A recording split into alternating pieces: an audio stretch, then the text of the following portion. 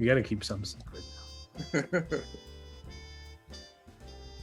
By the way, does Sanj Patel really own all of the Cuban trademarks? Holy cow, we got...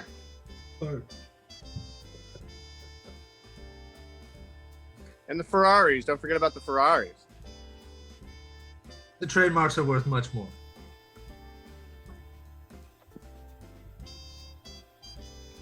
I believe the Ferraris were sold for tax purposes, so we gotta...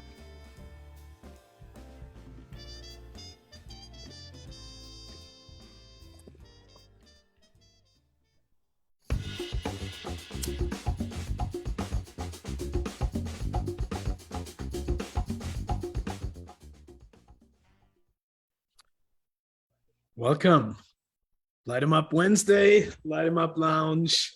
It's great to have you all with us.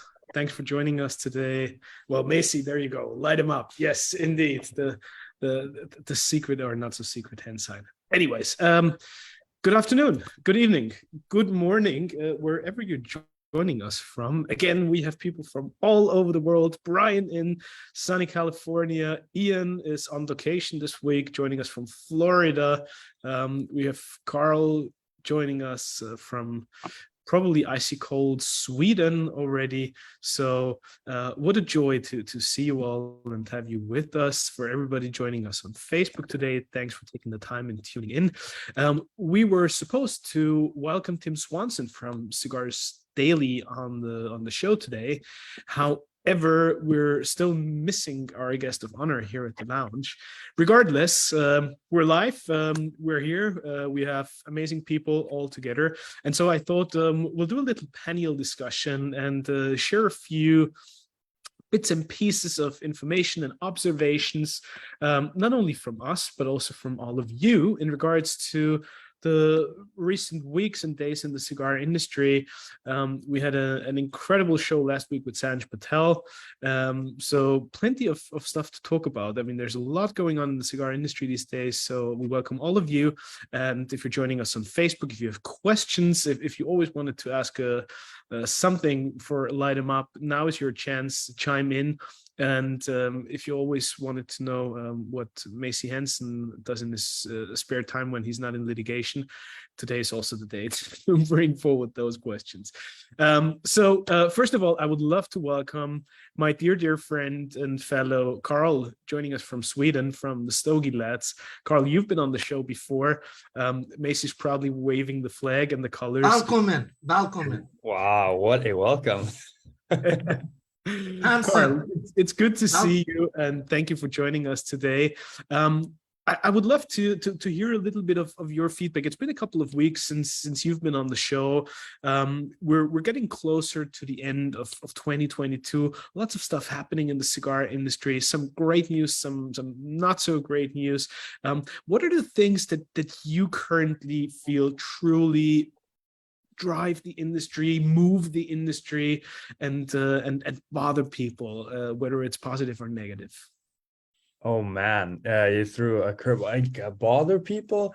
Well, in a positive way. Let's start with the good, right? Well, I would love to hear some. I mean, I was sad to not have been at Intertobac this year.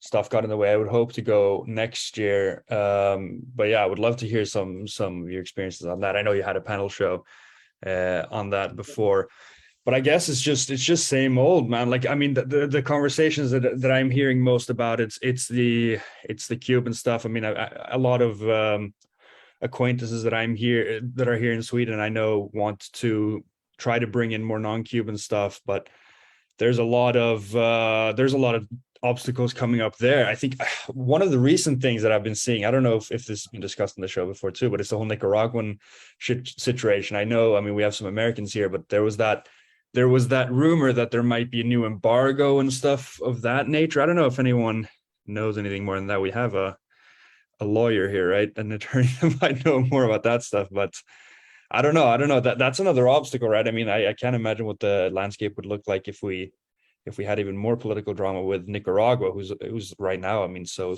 massive, right? I don't know if I might just jump in. My mother-in-law, my family's from Colombia. They just elected a very terrible man named Gustavo Petro is their president, former allegedly former guerrilla in the some form of the revolutionary, what have. Point is, I think the communism, and they talk about Nicaragua and Petro and them. It's like these villains from a Bond movie, and they're like friends with Maduro, and I'm sure Kim Jong-un's invited, all Trump, the people Trump looked up to, basically. But I hear it's bad from them, but I don't know what the U.S. is going to do. If I did, I'd be richer. And anyway, but that is a real. I hear it's escalating. On a more positive note, Carl, what are some of the observations, some of the things that you heard after the Intertabac, some of the releases that you're excited about, some of the recent cigars that you enjoyed that really sparked your interest? Well, let's see. I can't really put my finger on. There's one specific release, Reinhard. I think you might you might be a little bit involved with. No shameless plugs. No, but that Maripfel one of our friends here in Sweden, Andre Diaz. I think you met him at Intertabac probably. Yes, absolutely. Yeah, he got some of those too. So I'm eager to hear what his thoughts are. He's probably the first Swede to get them. I know they are on the way here, but that's the rumors that I've been hearing. But that's something that I've, obviously have been dying to try. I've been trying some of the other Selection Maripfel stuff, but obviously the Maripfel cigar is sort of a category of its own. So that's something that's really excited me. For sure. I mean, how's the rollout going with that, Reinhard? I'm curious to hear about that. Since you don't have a separate guest now, maybe we can hear some of your perspective. You're throwing me the curveball. Suddenly, yeah, you're on my own show. Well, in general, this is a truly special and absolutely unique project. So very small because of the natural limitations of the raw materials and all the surrounding elements that go into it. When you think about, as Jeremiah always describes, the deconstruction process of all the single elements that make such a luxury product. It's like with the Pagani or a Patek Philippe or what Hermès has done. When you really try to push every single element, every single note of the entire symphony to a whole new level, that's when something magical can happen.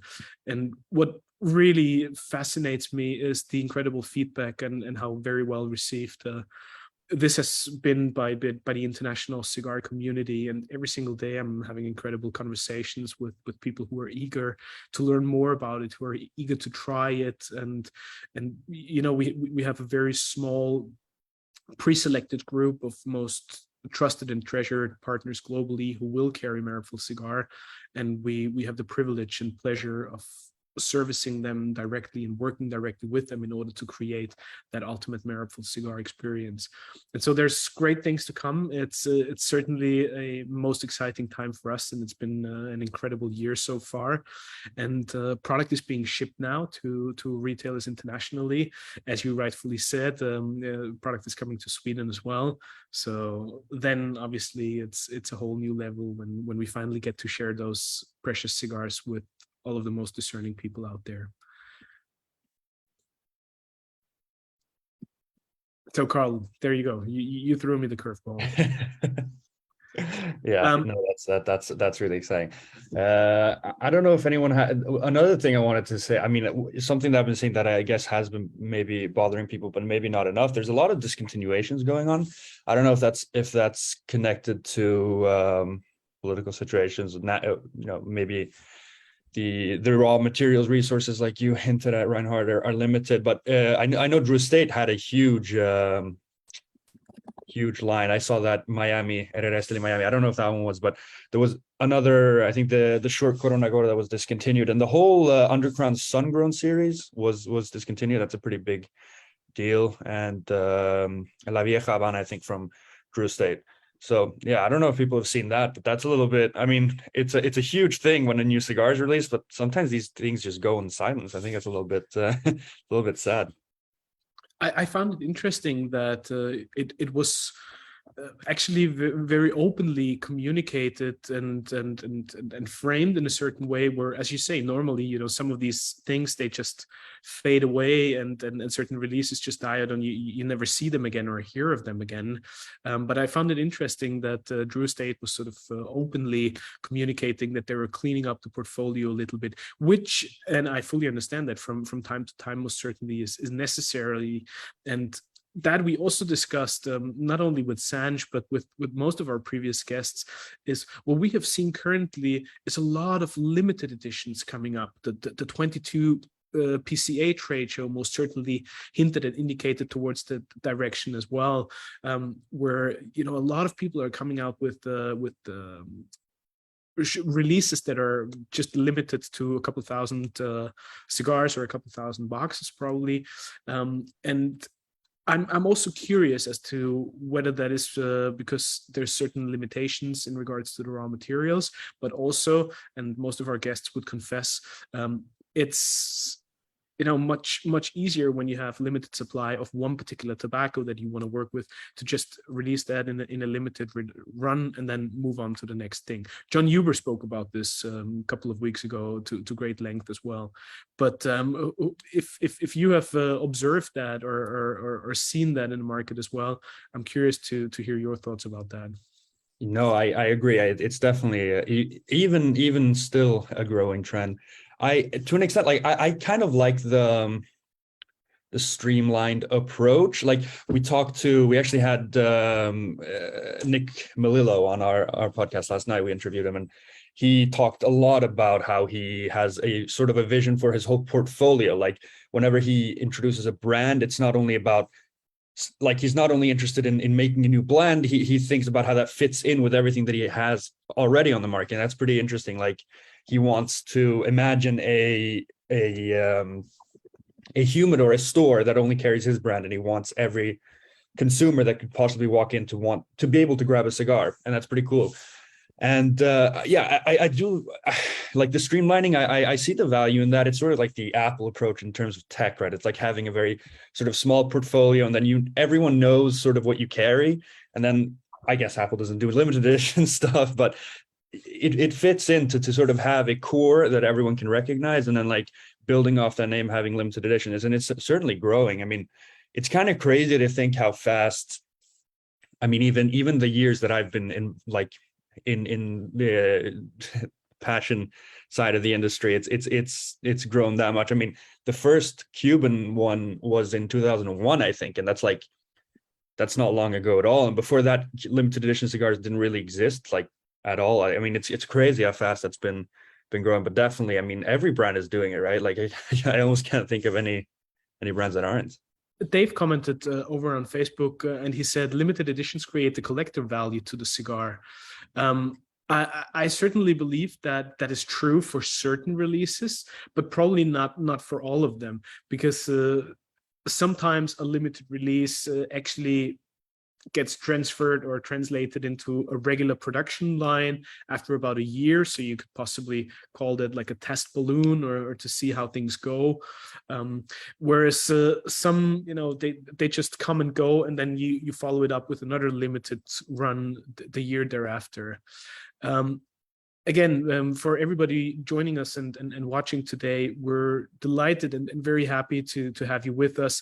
Matt Ty is just saying good afternoon over on Facebook. Again, great many people joining us and watching us, and we're truly grateful. We were supposed to welcome Tim Swanson from Cigars Daily today, but unfortunately he's not here with us. So we're hosting a community show, and we want to get all our dear fellows and friends and all our loyals here involved, talk a little bit about what's going on in the industry.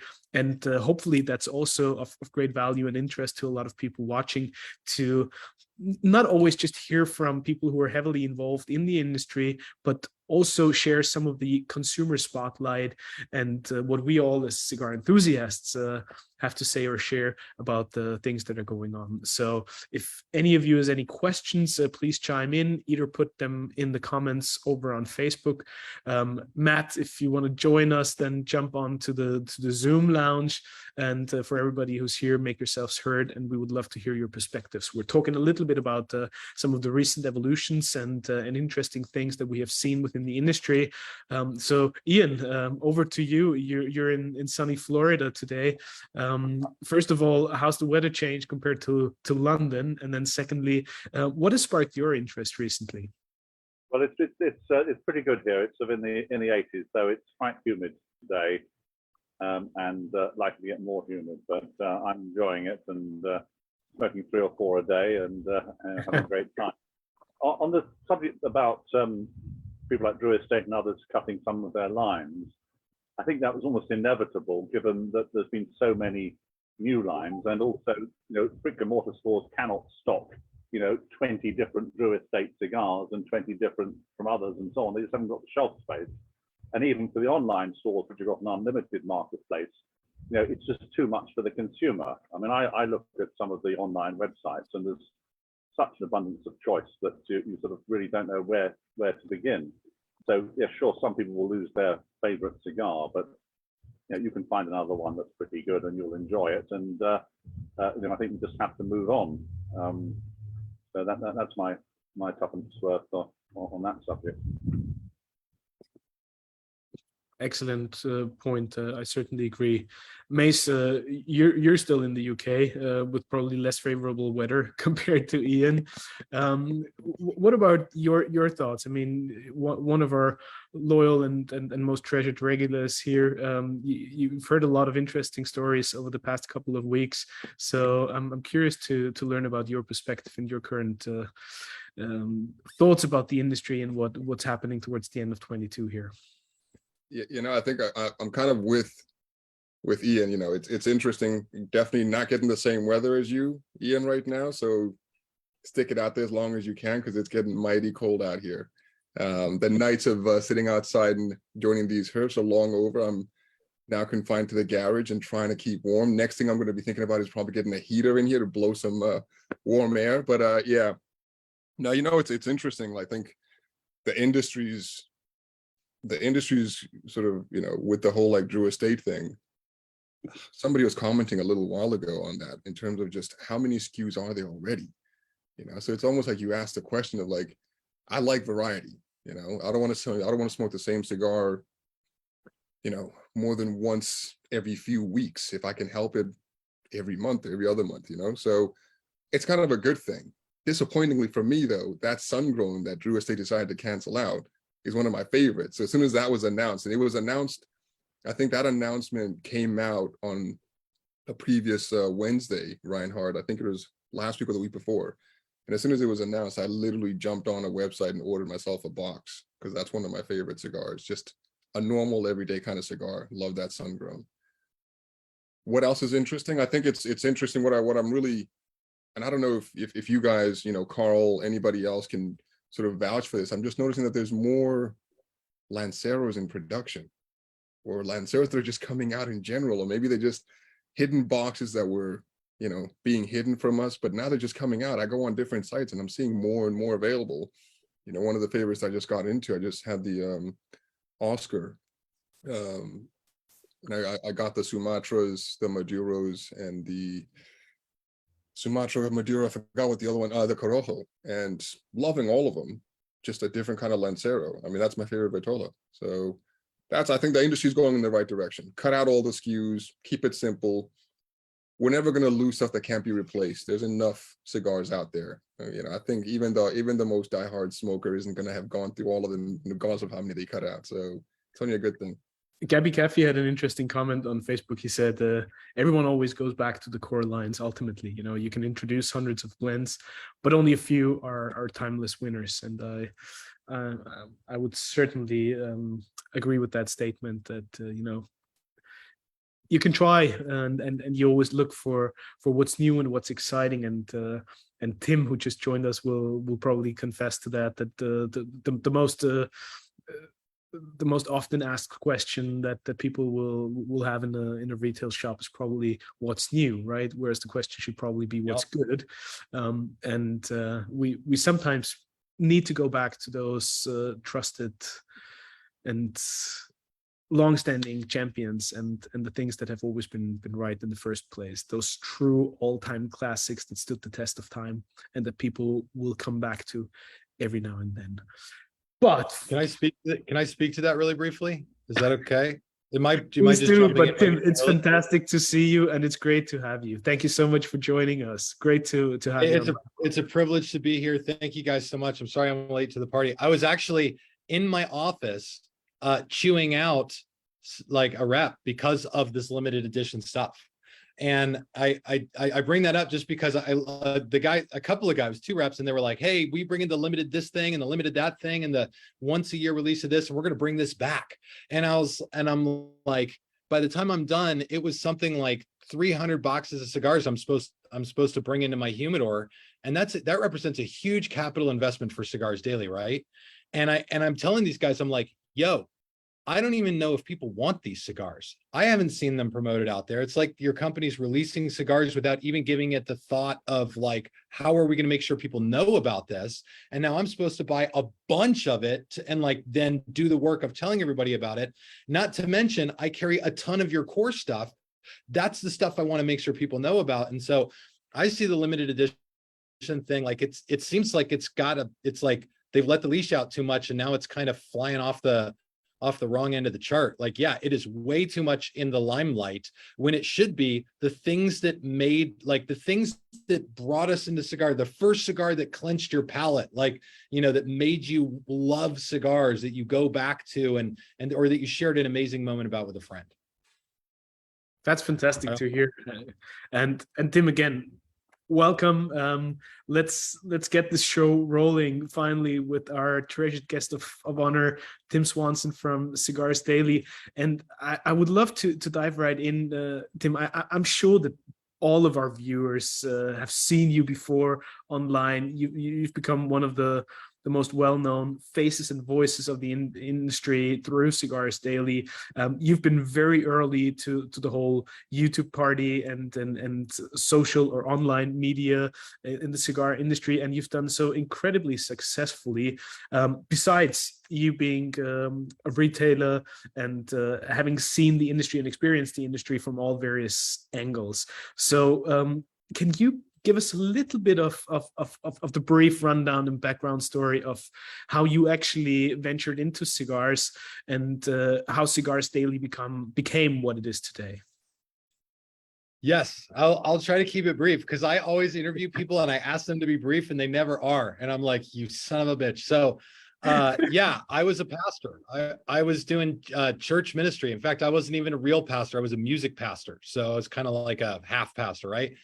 And I had planted a church and it just didn't go well. And I was like the whole church ministry thing. I went 60 days without a paycheck, blah, blah, blah. It was like really hard to make it.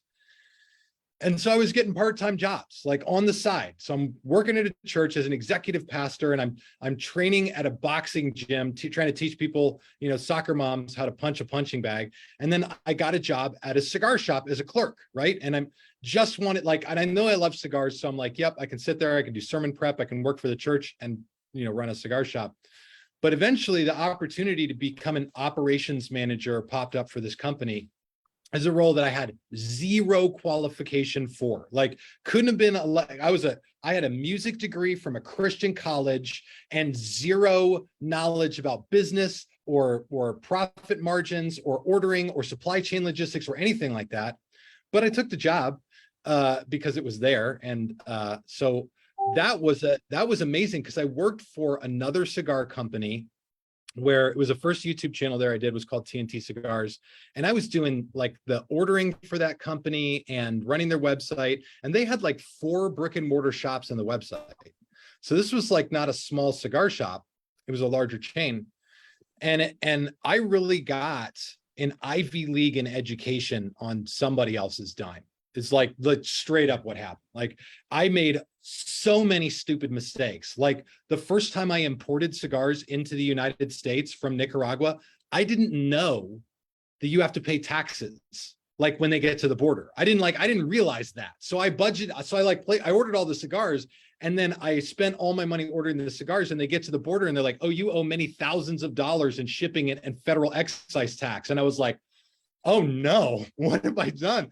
And it was just like, I'd say it was a solid year and a half of drinking from the fire hose every single day.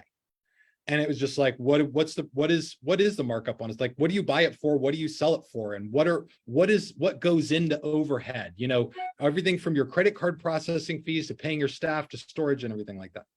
And so it was powerful to learn, but also that company was destined to go down the drain. I mean, it was a very unhealthy company from long before I had ever started working there. I was not going to make it.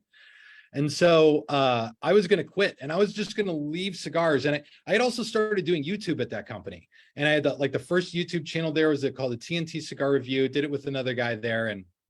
And that had really taken off in a special way. Well, when I was going to quit, I felt done, you know, and I applied at like Bank of America and a few other places. And my father-in-law had been quietly watching me, and he grabbed me for lunch, and he was like, hey, Tim, do you think you could do all that internet cigar shit over again if you had to? Can I cuss on this thing? Is that okay? It's Facebook. Please do. Could you do all that shit over again if you had to? And I hadn't thought about it at all. Like, I hadn't even considered the idea of trying to like spark out on my own. And I was like, yeah, I think so. And he's like, how about we be 50-50 partners? And this is my father-in-law, and he's been in business for himself for 40 years. I mean, so I'm sitting here across from a guy who wants to invest in me, who's got great experience, incredible experience to draw from. And he's like, I'll coach you on the business side of it, and you can do the cigar thing and the internet thing that you know really well. And that was how Cigars Daily really got its start. Wow. And it was like, and then it was just more drinking from the fire hose. I mean, it was interesting. For the first few years of Cigars Daily, I literally did exactly what I did at TNT. And then now, just in the last couple of years, Cigars Daily's gotten to a size where like you can't do it the way you've always done it. Like, and this is the interesting thing about business. Any business will reach a size where the needs of the business change, and you have to be able to scale with it. And so now, like, spreadsheets are pure evil. Like, they're just bog you down in the water. But you know, it's been an amazing journey, and people have been incredibly supportive. I didn't think that it would do what it did. Nobody thought Cigars Daily would do what it did up front. I remember when we launched, there was this big page-long Reddit post of this guy who's like, I see Tim starting Cigars Daily. I'm really worried about it because he doesn't know what he's doing. He's going to waste all of his father-in-law's money. What an idiot, what a fool. And you know, nobody really thought it would go as well as it has. I mean, even our CPA was like, whoa. And so there's been a really incredible response, but I continue to just every day get to wake up and learn new stuff and find new directions to try to, you know, apply creativity. And we've got the largest online community of cigar smokers in the world. It's something like 300,000 followers across our whole platform, which has been, I mean, amazing, huge blessing for all of us here. And it's a privilege to serve them. That's incredible. And I mean, what a bold and gutsy move from your father-in-law to venture into this with you. If I may ask, what side of business was he in before? Did he have any experience in the cigar industry, or no cigars? No. Yeah. No, I think when we started Cigars Daily, he had like a dried out box of acid blondies at home. That was like his entire collection, and some fake Cubans, I think. And so when we started working together, it was really neat, because at my last job at TNT Cigars, like, I've always had like spunky millennial ideas, right? Like, I'm a dyed-in-the-wool snowflake millennial, like through and through. My mom told me I was special and there's something unique about me and all this stuff, and I believed it. So I was always, you know, coming up with ideas at businesses and be like, we could try this and we could do this. And at TNT, I was told a lot of the time, like, no, that's not a good idea. Let's not do that. And then at Cigars Daily, Jim was just like, go. Do it. And the only time we had a conversation about stuff is if I wanted to spend like some large sum of money, then we'd sit down and talk about it. And Jim would usually be like, okay, yeah, do it if you got a plan. But like a perfect example is when I was at TNT, I got this, I had an idea for a cigar. I wanted to make a barber pole, right, with the Connecticut and the Maduro wrapped together, and then put like a classy looking like zebra with a top hat on it and call it the Liga Zebra. And I was told like, no, that's a stupid idea. And then when we started at Cigars Daily, I had not used that before. So I sort of had that idea in that bucket, and I told Jim about it, and he was like, I don't care. Go. Yeah, go do it. And today I'm waiting to get him in because we're completely out of stock, and it's the #2 selling cigar in my humidor. What was the original business plan, or what kind of vision did your father-in-law have? Did you write like a whole business plan, or was it more like, go wild?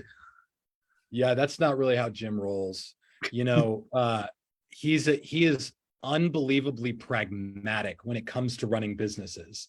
And I've learned that a lot of like the fill in the blank stuff that people do, like most of business starting is a waste of time for people. Like they come up with their business plan, which is based on just sort of whatever they think. And then they go pay a lawyer to generate their LLC form. That's $1,000 that authentically costs $80 and takes 20 minutes to do. So like you should never pay somebody. Like I learned that like having other people invest in your business model is not nearly as useful as, can you take an idea and make it profitable? And what do you need to get that done? It was one of the things Jim told me when we first started. He says, I can always tell when a business is going to fail because they got business cards and coffee cups with their logo on it before they ever sell a single product.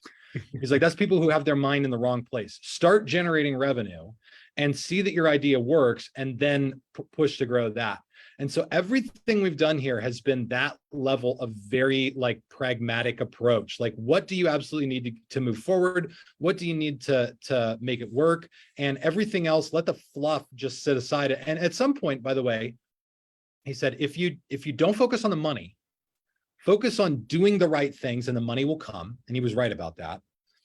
And then he's like, at some point, the fluff will make sense because, you'll be doing well enough that you're like, okay, what are these other little areas that we haven't attacked? So like, to give you an idea, I didn't buy a camera until Cigars Daily did $250,000 in revenue. That was the number I gave myself when we first started. So I used an iPhone to make videos to generate probably our first 20 or 30,000 subscribers and $250,000 in revenue. And then I bought a $900 camera.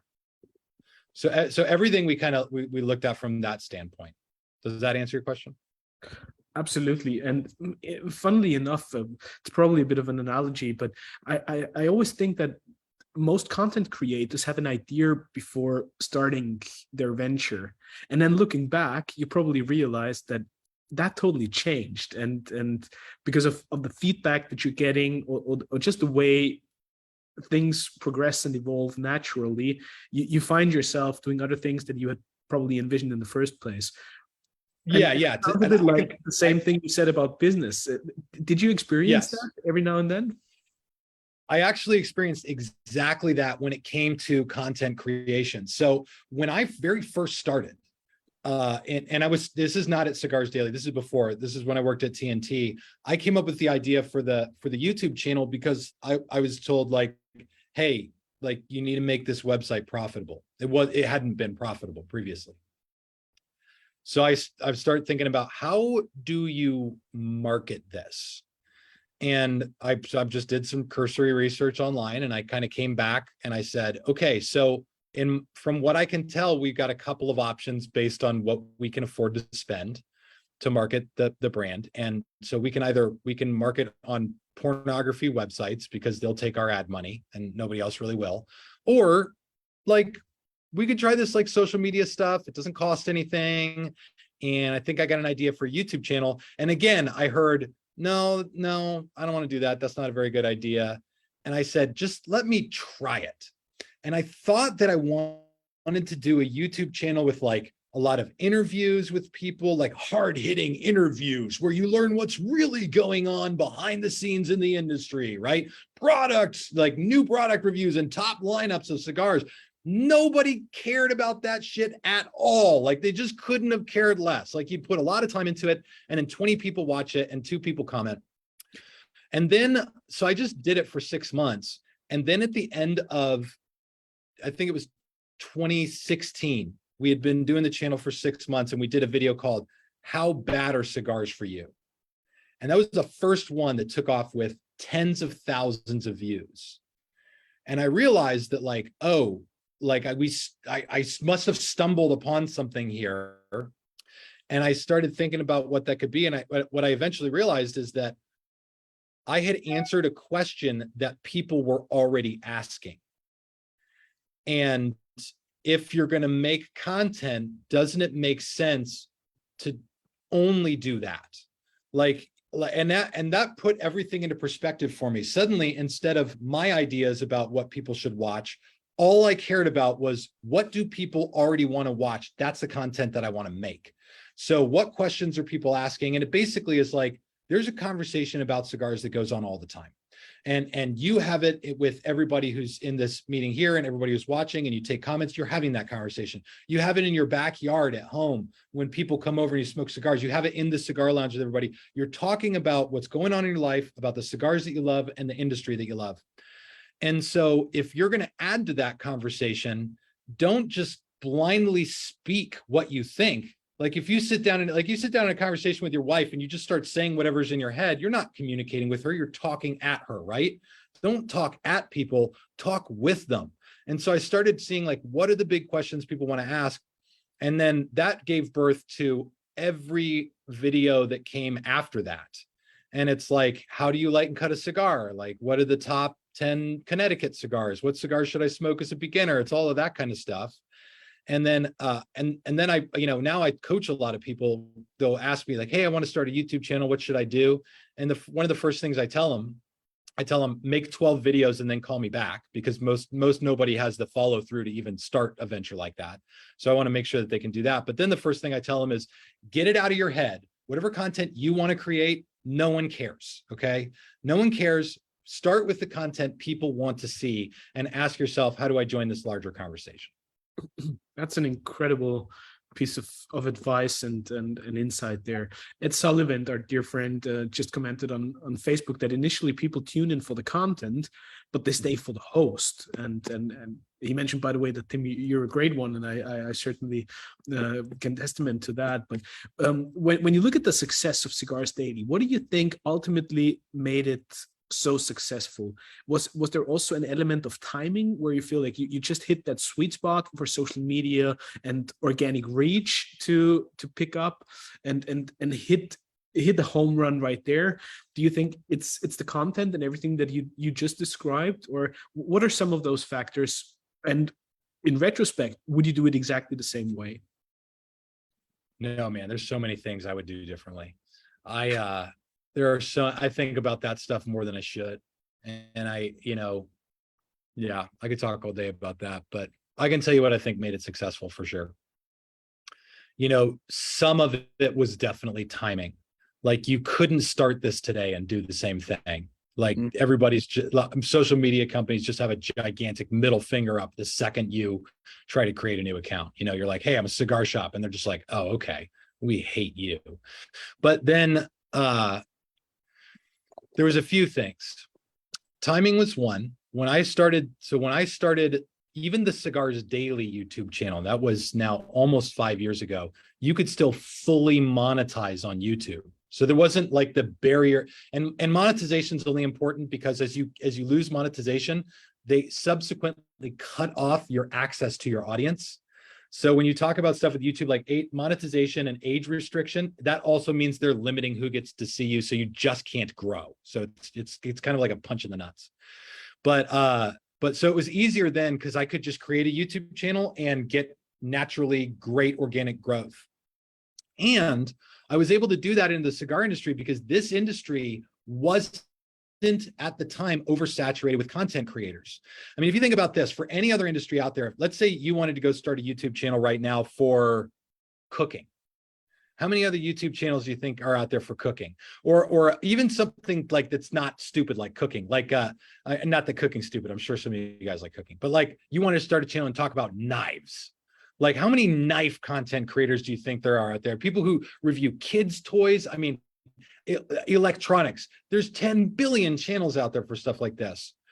But what I saw was that in the cigar industry, there was nobody doing it the best. And I don't mean that nobody was doing a great job, because there were guys like Brian Glenn from Cigar Obsession had been doing it for almost a decade when I started. And that dude is a titan. I mean, I don't think Brian Glenn likes me very much. And we've never talked or met. He's trashed me online a few times, but I have to say I have a lot of respect for that dude for the focus and dedication that he gave his craft to build the platform that he built. He did a really good job. And then outside of him, there was a few guys that were really small, but nobody was going after the algorithm. Nobody was going after the conversation. Nobody was sort of cornering that YouTube world that could provide value in cigars. So that was a big element of it that I was just like, yeah, there's this whole formula here we can use. And then other than that, you know, sort of going in with and commanding the content in a place that wasn't oversaturated, and then just consistently creating content. And the last thing I would say is we still fiercely protect our business model and the core of what it is, to not let it get watered down with a bunch of stuff. Like people come in. When we first started, we carried pipes and pipe tobacco. Mm-hmm. And eventually I discontinued all that. People have come in and be like, oh, do you want to carry CBD products and, you know, ointments for your, you know, joints and stuff like, and it's like, no, we like Jim and I are like, we want to be a cigar company. Even when YouTube started attacking us, YouTube gave us a channel strike, and it was really freaky because then we weren't allowed to even have a voice for a week. I couldn't post videos. I couldn't answer comments. I couldn't do anything. And that was scary because it was like someone shut off the lights on us all of a sudden. And that was when Jim and I talked about it, and we built our own website, cigarsdailyplus.com, where we host all our videos on our own server and make sure that nobody can ever switch us off other than Amazon. And they do that in very limited cases, but outside of like something really egregious, they'll leave us alone. So even if YouTube gets rid of us, Facebook, Twitter, Instagram, all these guys, even if they shut it down completely on cigars, we've got this backup. But even then, people were like, hey, on Cigars Daily Plus, you're going to make like a Facebook newsfeed type of feature. And we had to make the decision that no, we don't want to become a tech company. We want to be a cigar company. And so protecting that core of our business model, which is really simple. I want to make the best damn cigar content online for free in exchange for the simple opportunity to offer people the best value in cigars I can. That's the elevator pitch for Cigars Daily. And anything we do has to feed back into that. And if it doesn't, I have no use for it. Fascinating. Do you think that what you described with self-hosting and venturing into other platforms, we see this a lot. I mean, Discord sort of came up. Carl, who's here with us from the Stogie Lads, they have a very popular Discord channel, Dojoverse, and plenty of people and companies looking at starting their own self-hosted platform, which is a secure, protected area for people who love cigars. The question still remains as to how do people discover that? Who jumps on which channel, and then where will people ultimately gather? Well, the answer to your question is, the answer to that question is really simple. Like in a larger scale, it doesn't matter, like, because people want to use YouTube and that's what they're going to use. And every time I see a content creator, and Brian Glenn did this, Brian Glenn's like, I'm done with YouTube. I'm deleting all my content off my channel. Follow me on Rumble if you want.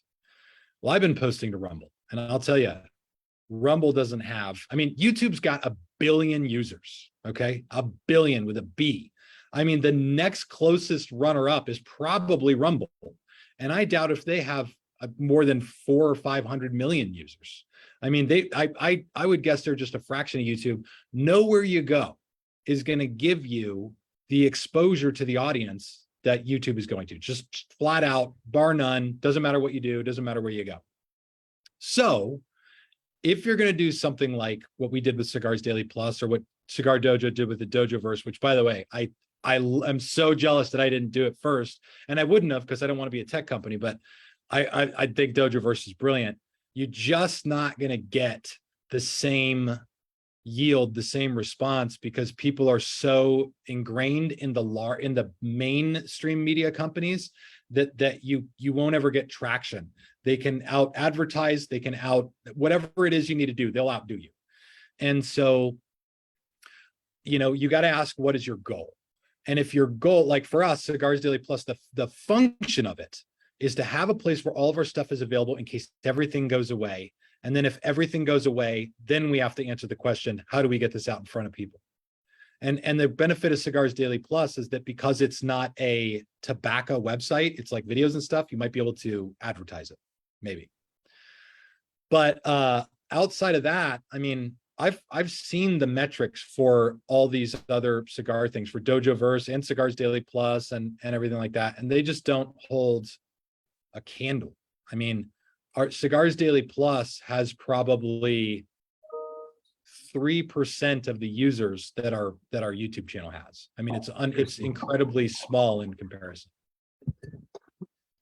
Speaking of which, quite often on podcasts, shows like ours, and in cigar media in general, the question bubbles up as to, do you think cigar media can actually move the needle for the industry and for sales? And I know it's been discussed on the Cigar Authority, and people share their perspectives, but the same is true for the whole influencer game, right? And yeah, when you do the maths, ultimately, I think that the blunt realization is that most of these channels don't. Do you share that perspective? So can it move the needle for the industry? Do they not do it? Yes to both. I think it is moving the needle for the industry. I think it is right now. And this is probably the number one conversation that I have. I'm literally ashing my cigar on my table because I set my laptop on top of my ashtray like an idiot. I would say this: I think it does move the needle, and I think it's critically necessary. So many people are involved in the social media world that it doesn't cost anything to be there and be a part of the conversation. I think that's really important, and I don't think people give that enough credit as cigar manufacturers. But the proof is in the pudding. Cigars Daily is a perfect example. We, to this point, after 5 years, have no marketing budget at all. My marketing budget is $0. Okay. Or you could count part of my paycheck as it, and maybe cameras in my studio, maybe I've got $10,000 worth of equipment. So that's our marketing budget over the last 5 years. And for a company of our size, that's pretty obscene, right? It allows us to provide better value for the people that follow us. So I think the proof is there that we've built this company out of that. And now we're a mid to large size cigar company in America. Like I can count and know the companies that are larger than us, and it didn't used to be that way. Other than that, I see that the brands who I'm selling the most of are the ones who are on social media engaging with people. And that's really all it takes. A good cigar manufacturer will start their brand knowing that they have got to go and shake hands for years before they're going to get any traction. You go to cigar shops all over the country, you do the events, you meet people, you're essentially doing the stuff that Rocky Patel used to do, except nobody knows who you are, so you got to make them know, right? But now with social media, you can just do that passively online in your spare time, interacting in cigar groups and posting pictures and like sharing with people. And dear God, if someone complains about one of your cigars, show up and acknowledge it. The guy who does probably the best of this of anyone I've seen is Steve Saka from Dunbarton. I mean, that guy is always on Facebook, always talking to people. And because of it, he comes out with an 8-inch tall Saka Squatch statue and everybody loses their mind. They've got to have it, right? And so he has really benefited from that. And Drew Estate, they're experts at building culture, right? That's what they do. So their Drew Estate freestyle live events do really well. And then there's this whole other class of cigar manufacturer that I talk to where I'm like, hey, you guys should be involved in social media, or they'll call me and ask me, and they'll say, how do I grow my business with you guys? And I'll tell them, like, go get involved in social media. And if you want to grow your business with me, join my Facebook group. The Cigars Daily Nation Facebook group's got 35,000 members. There are 35,000 customers there you can talk to for free. And if you want the, and many of these people are getting cigars from Cigars Daily. So just go there and start posting pictures of your cigars, keep it in front of people, talk about it.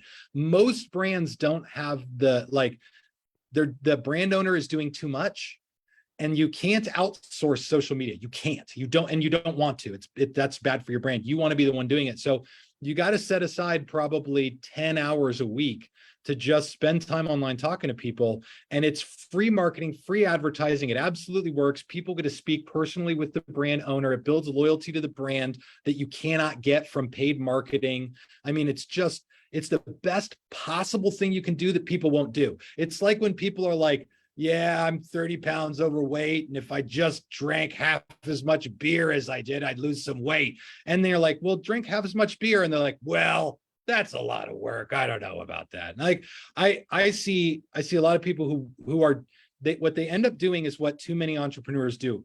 They're doing what's urgent. They're putting out fires. They're working on the stuff that needs to be done. And I get caught doing this all the time, by the way. And they're not doing what's important, what's necessary to grow the brand, and what's necessary to charge forward.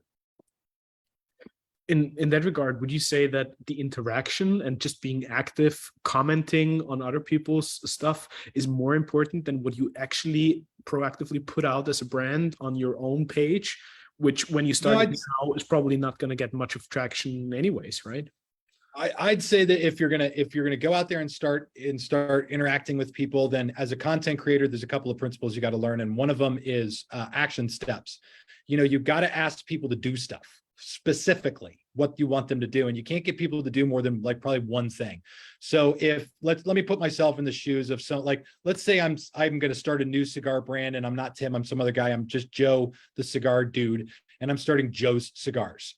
Well, the first thing I'll do, after my cigars are made and I have something to sell, start selling it, go online, start posting it, join the groups, start posting it, share it with the people in the groups. And then the message that I have for everybody is, yeah, follow me or try the cigar, or whatever the action step you want people to take, whatever that action step is, ask people for that. Like, post the cigar, and if anybody likes it, or like even you get two people that like it in a group and one person's like, I've never seen that before, take that as the open door to be like, yeah, this is my new cigar and I'm really excited about it. And would you like to try it? And I can show you where to get it.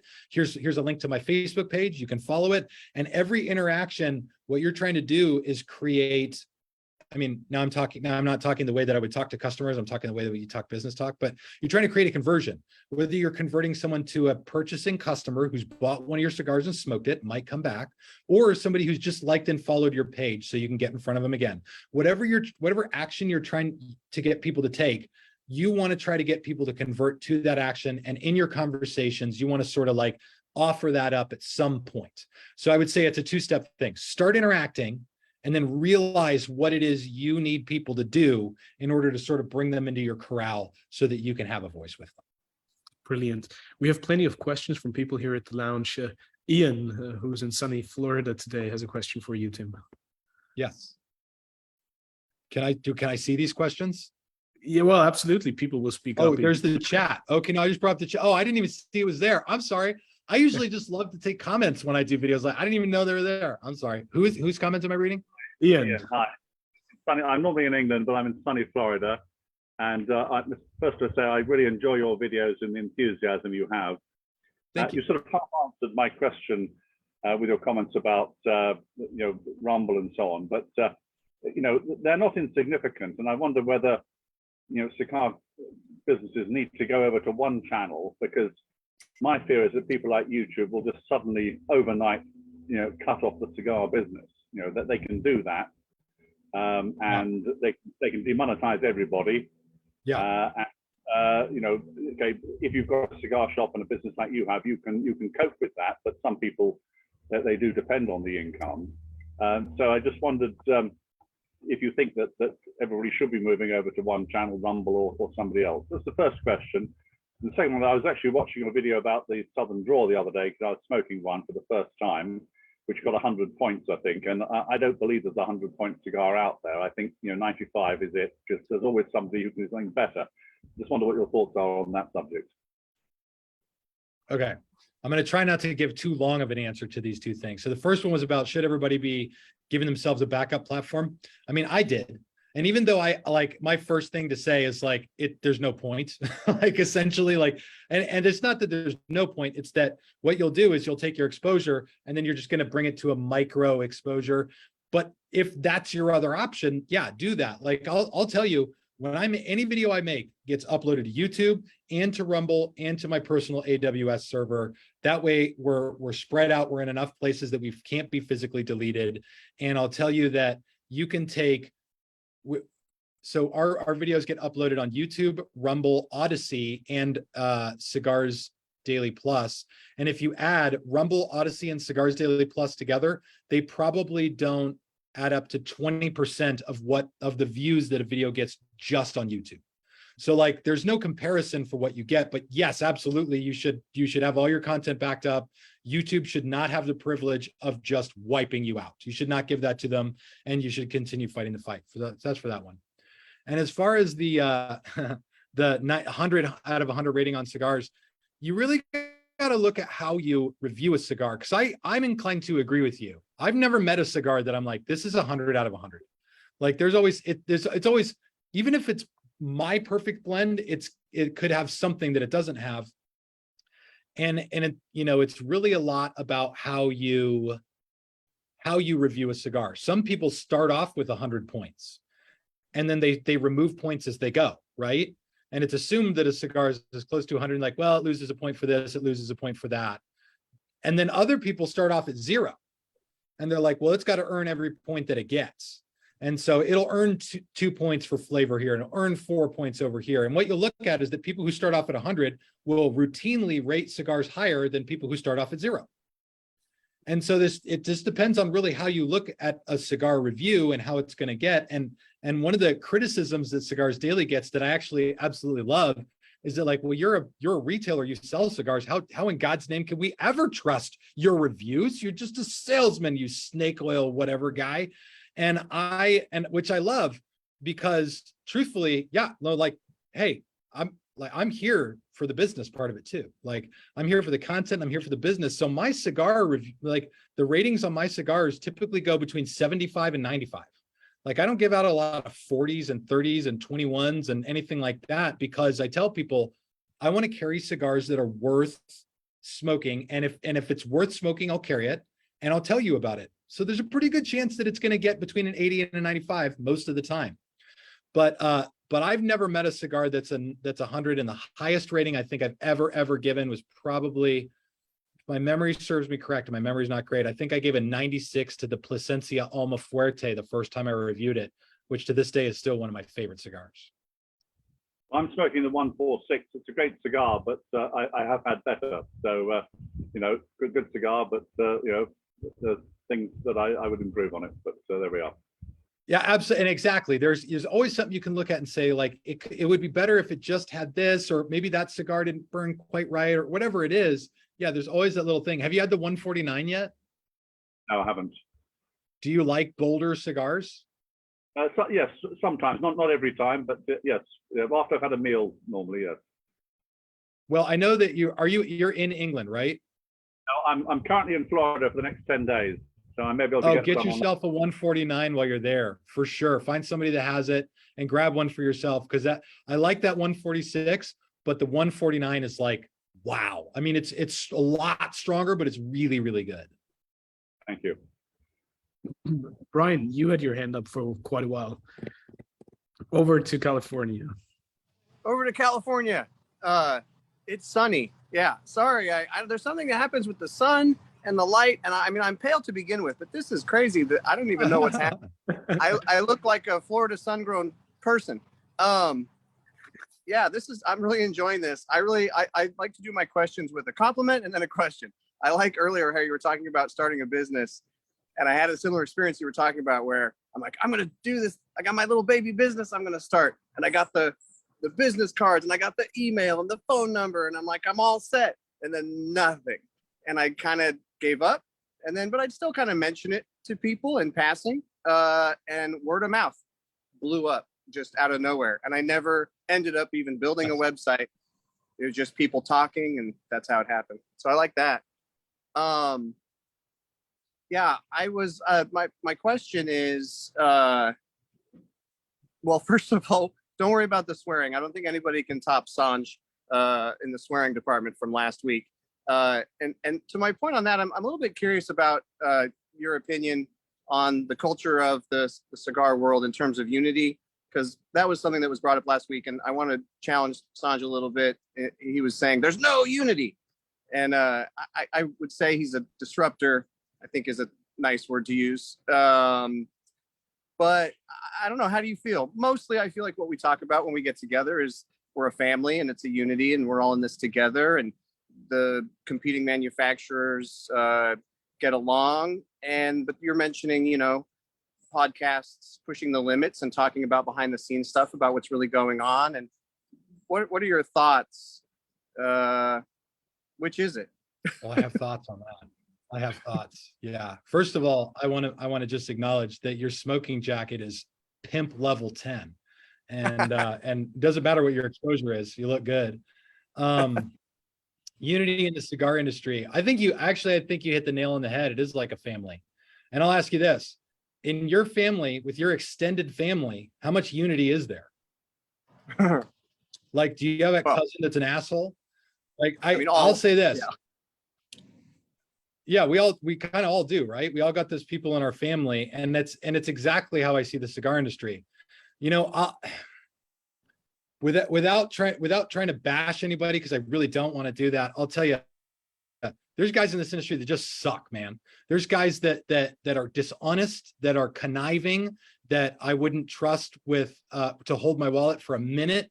There are people in this industry who will lie to you, who will do everything they can to defraud you. There are people in this industry I'll do whatever I can to get away from, and people that I won't work with. And there are people in this industry that are on the list of some of the people I've respected the most in my entire life. And those people I will talk about. Guys like Nestor Plasencia is a phenomenal human being. I mean, just to like, I got to spend a week riding around with him in Nicaragua, you know, seeing all his factories. And just as a human being, he inspired me, made me want to be a better man.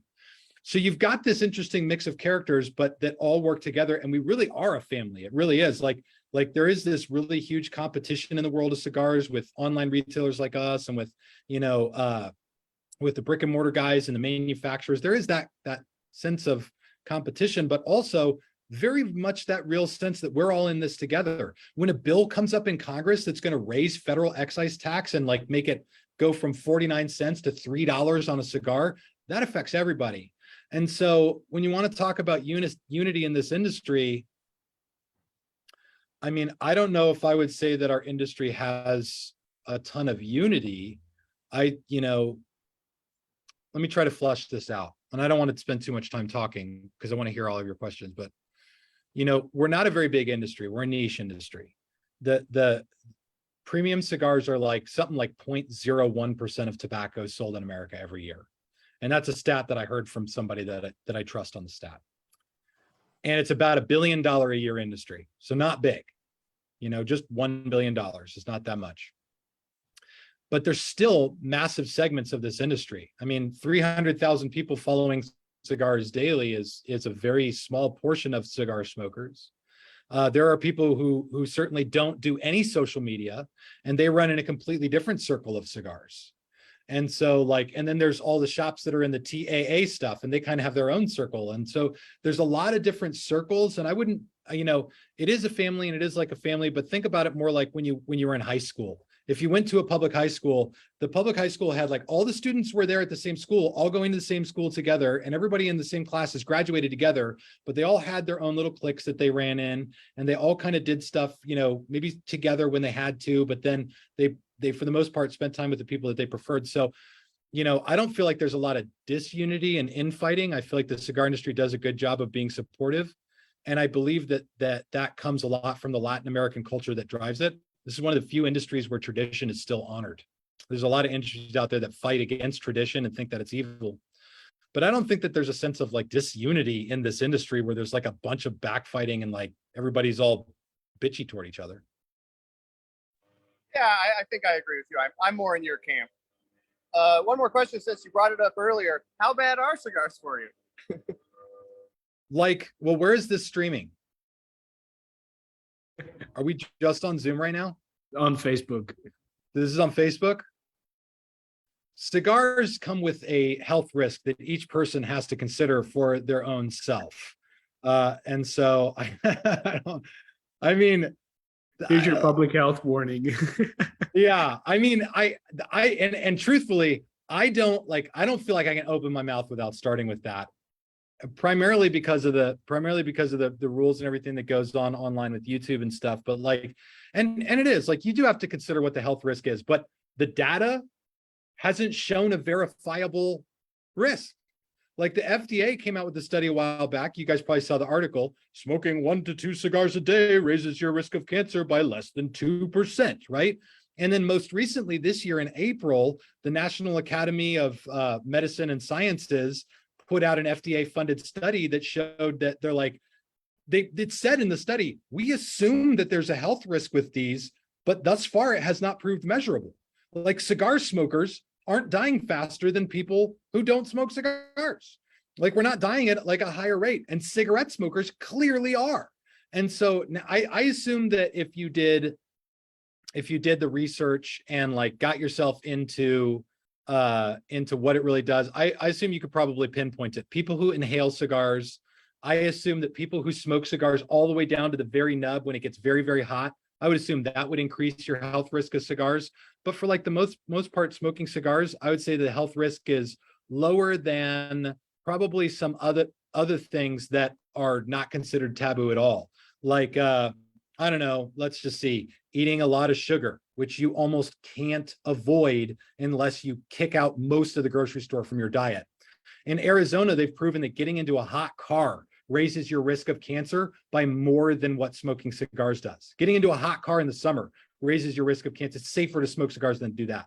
I mean, there's just, I even saw a study last year that said if you've had more than 10 casual sex partners in your life, that raises your risk of cancer. Having sex now raises your risk of cancer. So like at some point, you've just kind of got to figure out what the fuck you want in your life and do that. Cool. Cheers. Thank you. Amen to that. Yeah, brother. Brian, many thanks for the great question. And if I may just add one comment to your previous question, Franca Compareto from Cigar Sense always calls it a dysfunctional family. I think that's a very good way of putting it. That's a great way of putting it. That's a great way of putting it. Mace, before we go to your question, Tim, I would love to hear your opinion because you mentioned the whole discussion between the tradition and the innovation, the brick and mortar and the online world. And those are reoccurring topics in the cigar industry, most certainly. You are one of the most impressive voices in this industry online. You run a very successful retail business. How do you find that balance for yourself between the tradition and the innovation, the online and the brick and mortar? Where's that for you? Unbelievably not balanced. I mean, our customers at our brick and mortar shop will tell you, like, we have not in 5 years staffed our brick and mortar shop. So nobody works at the Cigars Daily brick and mortar. Nobody. When you walk into our retail counter, there's nobody there. There's literally a doorbell on the counter that says ring for service. And so, somebody, and when somebody rings that bell, somebody on staff will drop what they're doing. So, I mean, at the end of the day, it ultimately has to be mostly about what, let's see, I want to make sure you guys are still hearing me because my thing is glitched out a little bit. We can still hear you. Mostly, we divide up everything at Cigars Daily based on how critical it is for the survival of our company and our plan. So easily, the e-commerce, it gets the bulk of our resources, like 95% plus of our resources. and it's built in such a way that the brick and mortar sort of is like a, for lack of a better term, sort of like a parasite on the website business. Our humidor is set up for picking internet orders. And so when you walk in, it feels like a retail humidor. People are like, wow, this is a really big humidor. It's very nice. It is completely set up so that every morning when we get here, we can have a staff meeting at 8 a.m., go pick all the orders, and then be out of the humidor and into the brick and mortar part of the day. So our brick and mortar business is very, very small. It accounts for, again, less than 5% of our total revenue. And so, you know, we've got plenty of, like, I've run now probably 8 different cigar shop locations. In terms of revenue, it does as well as any of them ever have. And we just let it be what it is. And we want it to be comfortable for people to come in. So there's benefits that our brick and mortar has that others don't. Like if someone wants to bring in a cigar that they bought in another shop and smoke it here, like, we don't care. Like, yeah, do that, you know, don't be a dick about it, but like, you know, buy something, I guess. But like, we don't have to, like, we don't rely on it so much. So we rely on our customers there a lot less. And for that reason, they're much more free to just come here and make this like their cigar lounge. Let me phrase the question differently. How do you think online retail can support brick and mortar and vice versa? Well, I don't know, man, because they seem to be in pretty staunch juxtaposition to each other, don't they? I mean, here's what separates them. Brick and mortar over here and internet over here. Brick and mortar over here is just work all day long. You're only selling as long as you're working. Internet, it's there 24/7. People can go and buy anything anytime. Brick and mortar, your overhead, quite frankly, is a lot higher. And your overhead is higher because only a certain number of people are going to walk into your store that day. And it might be 20 and it might be 40. And if you're really good at what you do, it might be 80 or 100. But online, thousands of people can come to your website in one day. So like, how do these things work? In almost every industry, it feels like the internet is just crushing the brick and mortar. And so how do these, ultimately, I don't really know. And I've been telling people for years that like the brick and mortar cigar lounge model is just becoming less and less viable.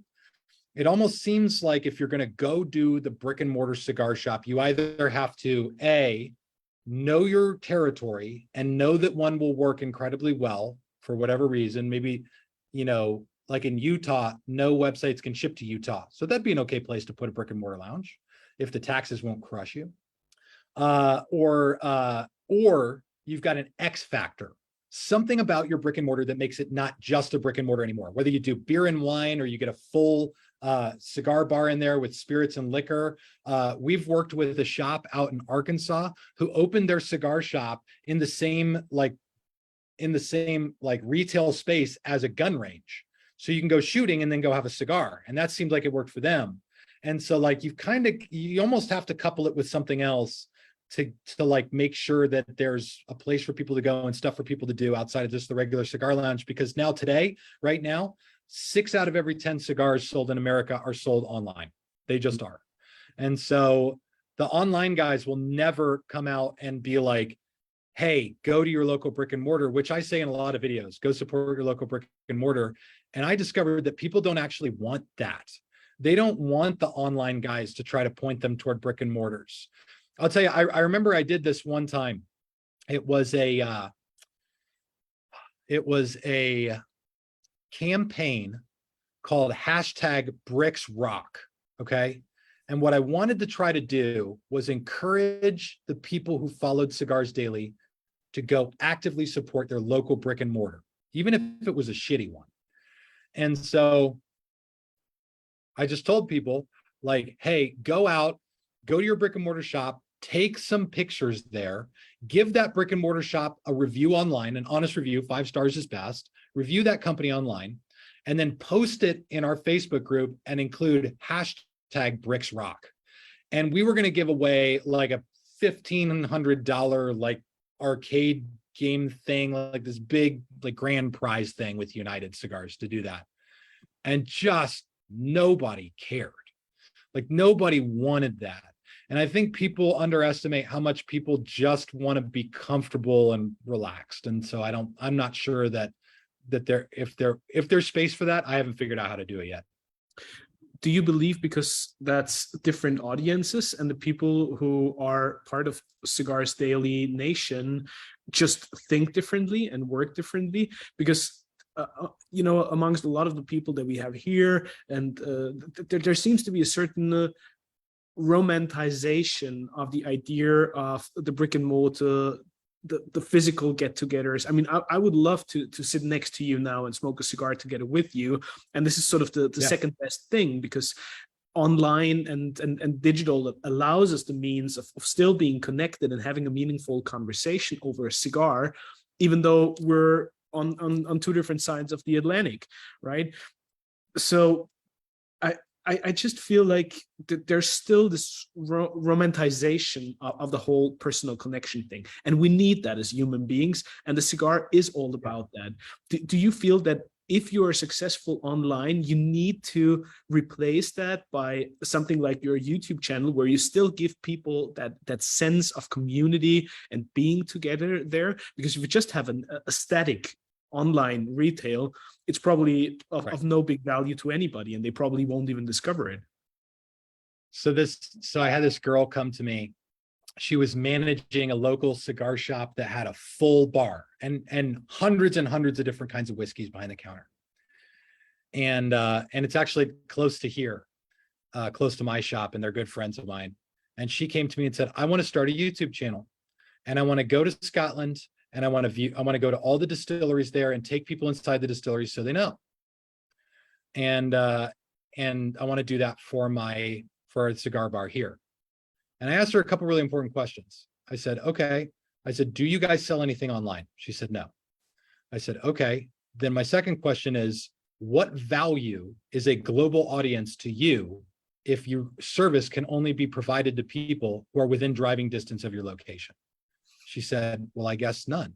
I said, it sounds to me like you want your company to pay for a trip for you to go to Scotland to see a bunch of distilleries and do it on their dime, which I respect. But honestly, and she was young and getting married and had no kids. I was like, you're a dink. You're a dual income, no children. Like, if you want to go to Scotland, just do it. Like, just say, like, put yourself in debt if you want to. I don't give a shit. Like, go to Scotland and do that, but don't like try to get your company to do it. Yeah, for a brick and mortar company that can only focus on people who can physically get to their location. My dog is barking over here. For brick and mortar shops like that, here's the online value: get reviews. Get Google reviews from your customer, get Facebook reviews, get Yelp reviews. Get those three things and create a place where the people who physically visit your shop can hear about events that you're going to do and use it as that kind of tool. But yeah, having a big audience like that doesn't matter if you can't sell to the general public. Mace. Hey, thank you so much, Tim. It's What's up? Great having you on here, man. I've watched a lot of your videos for the last few years, and it's always interesting watching the evolution. It's like you mentioned Brian Glynn, and watching his evolution from a decade ago, and he was suffering when he had some strong cigars to now he can smoke anything. And it's interesting watching your videos as well for the last few years, where I think it's fair to say there was like this hyper stage where you were doing videos initially, and you kind of like just watching the evolution of your videos, and it's always interesting, really cool. So it's great to have you on here. Great work, Reinhard, getting Tim on here. Thank you. And I think the question that I had, it comes back to the whole YouTube thing. And so it's looking at the whole sort of FDA regulation and the bill to, get premium cigars exempted. And I wanted to understand from your take, especially in the US, because ultimately what happens in the US for us here in England and Europe, it's going to have some kind of an impact. Do you think if that bill is successful and premium cigars can go into this sort of this exemption where they're not bundled into the flavor tobaccos and everything else, do you think if that is successful that it's going to have an impact positively for the likes of YouTube, who are really clamping down on cigars?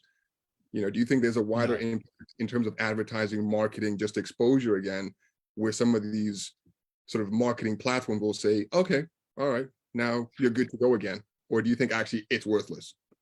First of all, you guys asked the absolute best questions that there are.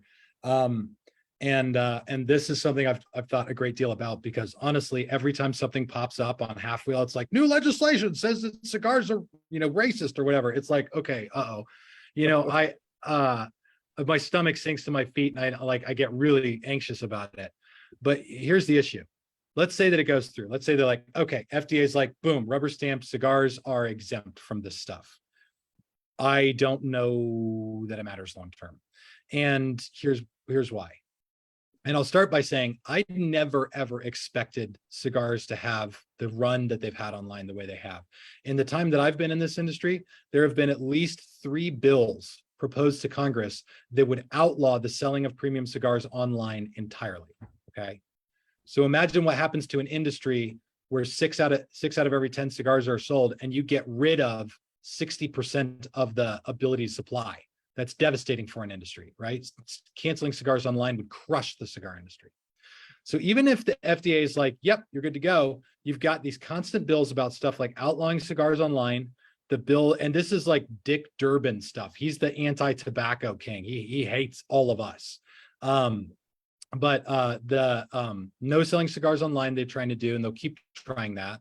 The increasing the federal excise tax to obscene levels, that's another thing that they're trying to do. Social media companies, for the social media companies, the reason the FDA stuff doesn't matter is that it's that regulation doesn't factor into their calculations about canceling us at all. Regulation doesn't matter, okay? It's the perception of what we do by advertisers.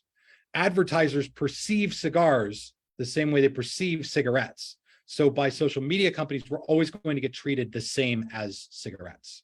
So the federal government could come back and say, you know, this is fine, don't worry about it. We're not going to even regulate this as much. You know what? Screw it. Let's put the cigar smoking age back to 18 instead of 21. They could go and do all of that and it wouldn't change. It wouldn't change any of it.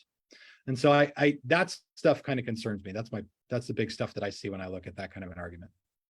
Fair enough. That's a great feedback on that.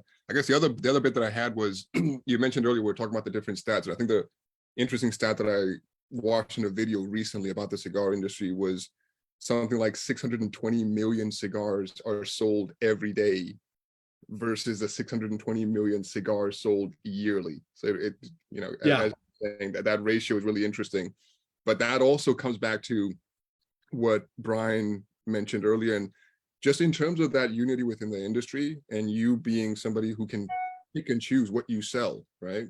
You mentioned at the start of the conversation, you were sat there talking to a few reps and you were sort of eating them out. And I guess my question is, without mentioning names, but on what grounds would you say, you know what, I'm not stocking this? Do you turn around and say, you know what, all this flavor, like for me, what I consider flavored crap, I'm not stocking that? Or do you have any preference? Do you sort of say, hey, we're not stocking that brand potentially for ethical reasons or for what you've read or for how you dealt with the owners? How do you sort of deal with that side of things in the business? You know, anything that you wouldn't stock for different reasons? So the first thing, yes, and yes to your question, there are the very, very specific predicated reasons on what we will and won't stock. And I've discontinued cigars. The first one is supply issues. If we can't get the cigars, so I'm responsible for making sure that our shelves turn here. We have to turn the shelves. We have to sell the box and replace the box and sell it again and replace it. If people aren't buying those cigars, then that space isn't turning, and that's not a good brand. People don't want it. That's a really great indicator that people don't want the cigar. They're not buying it. So like, yeah, if I'm not, I should be ordering from a brand every month. I should be placing an order with every brand we carry every month. And if I don't order from them for 2 months, there's a bit of a like, okay, what are we doing? And then if it's 3 months, that's an issue. And when it gets to 4 months, it's like, it's got to go. I mean, it's got to go after 90 days. Then availability is the other big one. If I can't get the cigars, we've actually discontinued major, like top tier brands. I discontinued one brand that people straight up told me, you can't not carry this brand. Well, I discontinued the brand and we grew 30% since then. So like you can not carry any brand. Like people are amazed in the cigar industry when I tell them that we don't carry Rocky Patel, we don't carry any Arturo Fuente, we don't carry any Gurkha, and that doesn't mean that we won't. It doesn't mean that we're like not willing to work with any of these, but these are brands that in all 3 of those cases, we've carried them and moved them out of the humidor for one reason or another. Now, in another limited space, there are brands we won't work with for reasons of morality or what's proper. You know, there are some people in this industry who will say and do things that are dishonest enough that we don't trust them enough to tell people that their cigars should be smoked. Wow, that's amazing. I love that. You know, I'm not going to dive deeper into that as much as I want to. I really want to dive deeper. Me too. Me too, man. We talk about that all day. I appreciate that honesty and that candor. So that's really great. And it's yeah, Tim, thank you so much for coming on. And yeah, great session, Reinhard. Thanks for this, guys. Yes, sir. Always, Mace. Thank you very much for being here with us. Steve Newman had a question. He put it here in the chat and over on Facebook. And he was curious, Tim, what do you think the percentage of cigar media are actually industry folks full time? Very small. You know, there's me. And then, you know, there are a few places that have a social media presence. Like I could probably just name the people who are in it full time. Like, you know, and here's a hard thing. If you don't do this, if you don't have a job in the cigar industry that requires that you go become a social media dude, like what's the value there for you? You know, you can't get a sponsorship from a cigar manufacturer because that's against the community guidelines of every social media outlet. You can't get a sponsorship from a online cigar retailer because you can never mention that retailer. Like when I do videos on YouTube, I have to be very careful about being like, hey, follow our channel right here. And anytime I talk about the cigars, I can only mention that a brick and mortar physically exists. Oh yeah, we stock that in the humidor in the shop. Yeah. I can never say our website. I wouldn't even say here on your Facebook because that would put you in really jeopardy.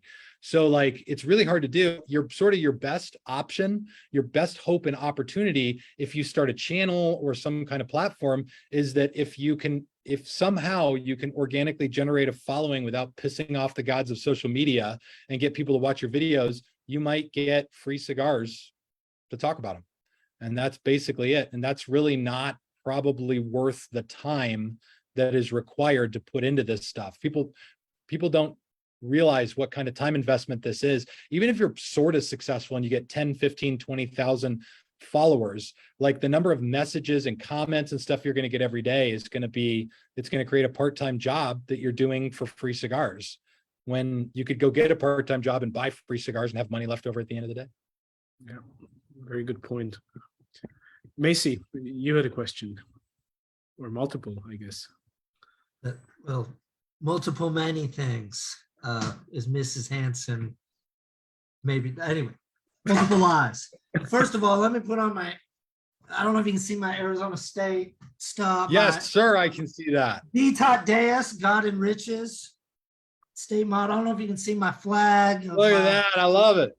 Excuse me, my AS. See, if you go to ASU, you can only get a job at Starbucks. That's why it's the, especially if you study philosophy and economics. And no, then you move to Mississippi and become a lawyer. I wish I'm from Tempe. By the way, where'd you go to high school? I went to McClintock. I grew up in Tucson. I went to Sabino. Oh, you went. Well, my condolences. Are you a Wildcat? I'm actually a U of A guy. I'm sorry to tell you. That is fucking horrible. You should not be trusted. Everything this man says. Yeah, it's all a lie now. That is disgusting. Well, it's so great in Tucson, you don't live there anymore, huh? That's funny how that works. Yeah, and I go back as little as I can, by the way. Yeah, it's funny. You're like, well, you said you went to a Christian school. There's no God in Tucson, so you certainly didn't go there. Man, next time you're in the North Valley. Where are you, by the way, in Phoenix? North Central Phoenix. Yeah. Yeah, my parents moved down to Maricopa, so but I'm gonna come up and stalk you. So next time I was just out there. That's awesome. Really sad to hear about the whole University of Arizona. I mean, where the Bull Saguaros kneel on Sunset's Gate, we come to hail the alma mater, Arizona State. Okay, first, here's my libertarian diatribe. I understand on the whole cigars are not cigarettes thing. You kind of have to play that, but I feel bad for cigarettes. Like, why does everyone get a shit on cigarette? Like, what happened to just adults get to do what they want? And like, when we go down this, like, oh yeah, cigarettes are bad. You can regulate the hell out of them. You can kill Joe Camel and do all this stuff. Like, it is going to come to you. And like trying to explain to Dick Durbin emphasis on his first name, from Illinois, that, oh, so, I mean, he wants to kill anything fun. I mean, you're not going to win with that guy ever. And you just got to, like, the symptom is we don't respect freedom. We don't respect business. We don't respect private enterprise. That's kind of a millennial snowflake. And just like, we're going to continue to have these, like, we are addressing symptoms. And Joe Camel is, and I found in Merida, Mexico, I found a Joe Camel lighter in a Mercado, and it's just completely awesome and I think illegal. But okay, so I'll tell you this though, the Arizona cigar culture blows my mind. I got, by the way, you see the Sparky, we got a little, I got a little nipple too, unfortunately. Sorry about that. Yeah, buddy. But, if that happened, always ice up before Zoom. But so my thing on the whole thing is just, we gotta, like, the whole thing is just regulating tobacco products for adults is wrong. Like, cigarettes should be able to add, like, even like what is marketing to, like, this just, that's a losing battle. And I don't know how we fight it. Like, and I get it. Maybe for the short term, we need to just like absolutely sacrifice cigarettes to the wolves, but like, that's not right either. But anyway, okay, that's over. So, and they are tobacco products anyway. So I just think that's a distinction that we're probably not good. But anyway, can you talk a little bit about, for example, and sorry, I'm going to name names. This is a competitor because it's in the areas where my playground. I love Fox. I love Mitchell Fox's cigar bar. I just actually bought the Mitchell sampler from them. Check that. It's pretty incredible what he put in there. I'd love to come to your shop or ring the bell at your shop. But can you talk a little bit about, I'm interested, what makes Arizona seem, I'm jealous when I go back home. I mean, the cigar scene there is really incredibly good. And I'm wondering if you have an explanation for that.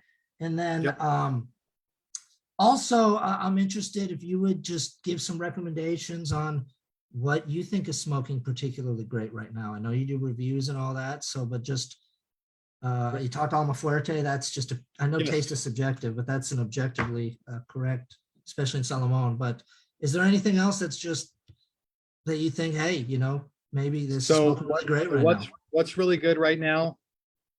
And the first question was to speak to, what was the first question again? I'm sorry. Arizona cigar culture. Yeah. Okay. So if my thing gets glitchy, just tell me.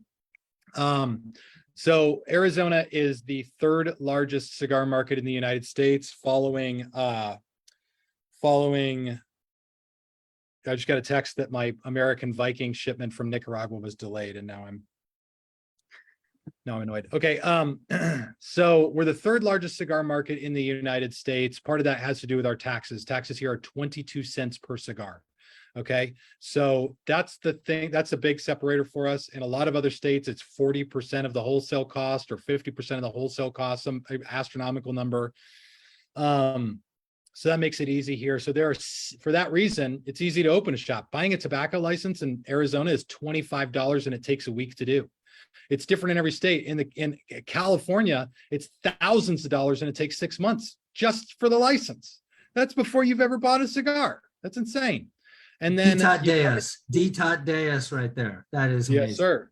Then you look at the freedom that we have here because of the way that we're sort of set up to be regulated. That's part of it. And I think that the part of the country that it's in, it makes it easier too. Like, we have like 3 or 4 shitty months a year where it's too hot outside. So you can create a cigar lounge and carry some business through the summer. A lot of people leave during the summer, but then really starting in August or September, like, people are here and they're able to smoke outside, and they're able to do that all the way through May. And in most other states, it's too cold to do that. So here, the weather and the regulation lend itself to a really healthy cigar community. As far as like what's good and what I'm smoking right now, I cannot stop smoking the Plasencia Cosecha 149. That's why I recommended that cigar earlier to Ian. Also, the Monte Cristo Espada Signature. I've probably smoked 3 boxes of those. I keep going back to those. And then similarly, the Manzanita from Southern Draw, the Rarely Preserved from Aganorsa, and Fonseca from my father. All of those are cigars I've been smoking copiously lately. What is, I just gotta say, Southern Jaw is really impressive. I don't know what they're doing at those price points, how they do it, but I am really impressed. And that Rose of Sharon. in the Robert Holt is afternoon a is smart great. guy. He's got his stuff dialed in. He's a smart cookie. Yeah. Macy, thank you. Mace, I believe you had a comment probably to what Macy said earlier, right? Yeah, What was I that? have a comment, and that comment was more around, the whole distinction between the two and just how you regulate it and say that it's adult or non-adult. Yeah, I guess it's one that we probably can't get into. It's a tough one because for the smokers of cigarettes. Can I do that? Can I get into that? Oh, please do. Oh, please do. Go. Can I Go. get I'm into gonna shut up for a second. You go. Cigars, cigarettes, tobacco, the whole thing, the regulation, how it's all done. And I actually, in the next 15, 20 minutes, I'm going to have to get back into my day here. I don't know how long you guys usually go. In the 1980s, there was that massive class action lawsuit against big tobacco, right? And I agree with the libertarians in the room. Like, I think people should, generally speaking, be given the freedom to do what they want to do. And I think that's a good thing. And I think that people should basically regulate their own lives. The world has just gotten big enough that governments have gotten big enough that from a government perspective, people cannot do that. That's how they think about us. So I'm going to get super political for a second. Please do. People right now, there's a lot of bashing going on about capitalism in America. And I actually agree with most of it. I think that what we have in America are the worst parts of capitalism and the worst parts of socialism, both being employed at this moment. And it seems like in a good capitalist economy, obviously the danger with capitalism is monopolies and businesses taking away the freedom of fair market competition, right? That would be bad for the consumer. If a company gets so big that they've got so much of the market share that they don't care about fair pricing, they will take advantage of people. They will do that. So even in capitalism, a very small, limited government is necessary to make sure that these type of things, the really dangerous things, don't happen. In socialism, if you could ever get socialism to work, if the depravity of mankind that causes socialism to always become evil, I think anybody could agree that socialism in its concept, it's not necessarily the most evil thing in the world. It's in the application that it always falls apart because people are naturally greedy. And so what we have is this weird system where our government enables corporations to take advantage of the people.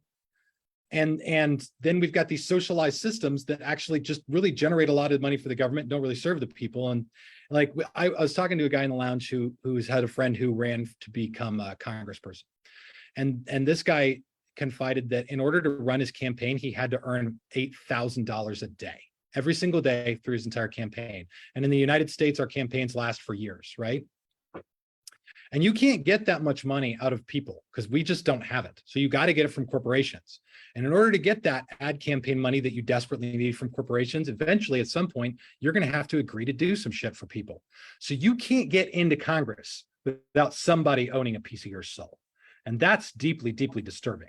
It's one of the reasons that you hear people talk about things like Congress term limits and, campaign contribution limits and stuff like that. So the issue is that our system is not set up in a way that it's good for people. In fact, Princeton did this big study. You guys might have seen it online, where Princeton asked over the last, I think it was 100 years worth of legislative output from the government, how much of that was in line with the will of the people. If something was incredibly popular among the people, how likely was it that the government would pass a law supporting it? And similarly, if it had no public support, how likely was the government to pass a law supporting it? And what they found is that if a topic had almost complete support among the people, there was about a 33% chance the government would pass legislation in support of it. And that if a topic had almost no public support, there was also about a 33% chance. It didn't matter how much the people supported or didn't support it, the government was equally as likely to pass a law on it. But then they put in the numbers of corporate support for the same issues, and there was a direct correlation. The more corporations supported it, the more likely there was a law passed to support it. That ain't no good.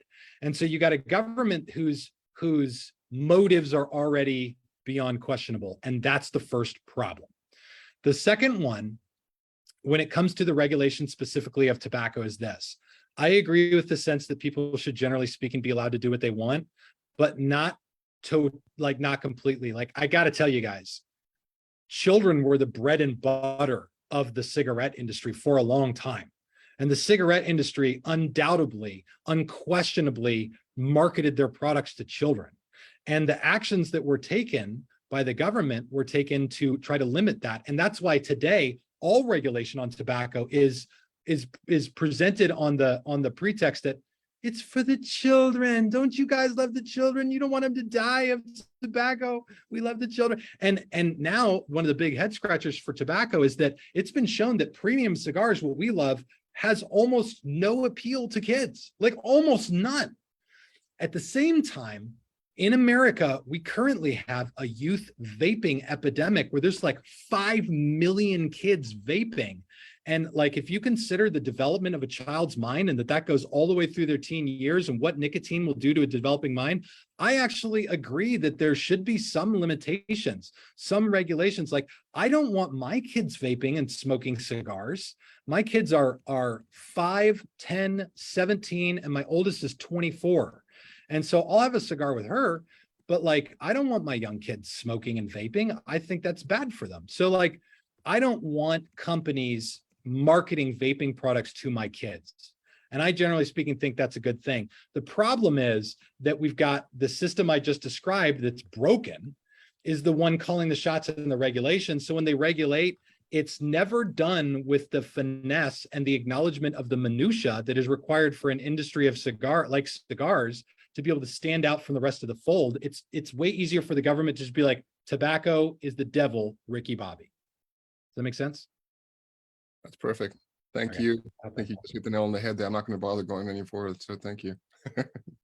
Tim, we want to be most respectful of your time, obviously, and I so greatly appreciate you taking the time and everything that you shared with us today. It's incredible. Before we let you go, I would love to briefly touch on your own cigar brand. And I'm curious, since you have such a tremendous wealth of experience as an online content producer and an online retailer, how has that impacted your perspective and your vision on building your own brand? I'd say that I've seen how unbelievably difficult it is to do.